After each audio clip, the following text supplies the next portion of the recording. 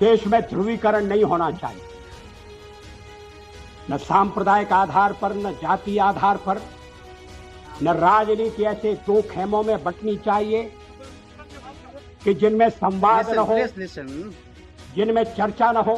सत्ता का खेल तो चलेगा, सरकारें आएंगी जाएंगी, पार्टियां बनेगी बिगड़ेंगी, मगर ये देश रहना चाहिए, इस देश का लोकतंत्र अमर रहना चाहिए। ये ऐतिहासिक भाषण देश के former prime minister Atal Bihari Vajpayee ने संसद में दिया था।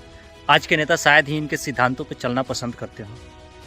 राजस्थान का एक जिला है अजमेर, और अजमेर जिले के अंतर्गत एक दरगाह आता है, अजमेर शरीफ दरगाह। इस दरगाह को लेकर के हिंदू महासभा के विष्णु गुप्ता ने कोर्ट में एक याचिका दायर की है और उन्होंने कहा है कि ये दरगाह होने से पहले यहाँ एक शिव मंदिर हुआ करता था और शिव मंदिर को तोड़ के यहाँ दरगाह बनाया गया है।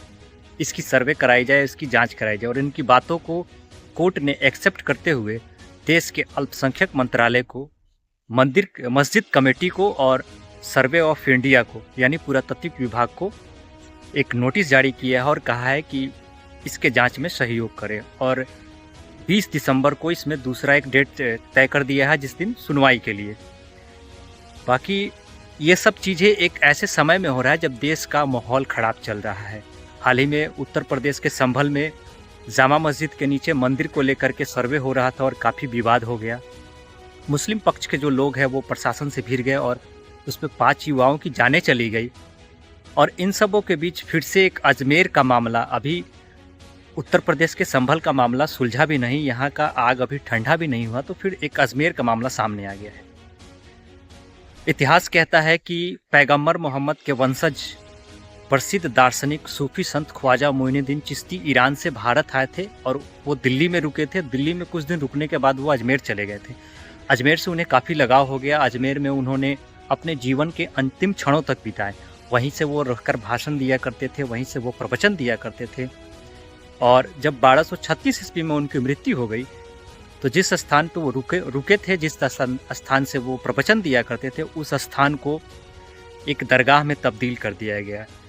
और ख्वाजा मोइनुद्दीन चिश्ती भारत के सभी धर्मों के लोगों के बीच इतना प्रसिद्ध थे कि सभी धर्मों के लोग उन्हें अपना आदर्श मानते थे। यही कारण रहा है कि आज भी ख्वाजा मोइनुद्दीन चिश्ती पे सभी धर्मों के लोग चादर चढ़ाने जाते हैं और यहाँ तक कि देश के खुद प्रधानमंत्री भी वहाँ चादर भेजते हैं।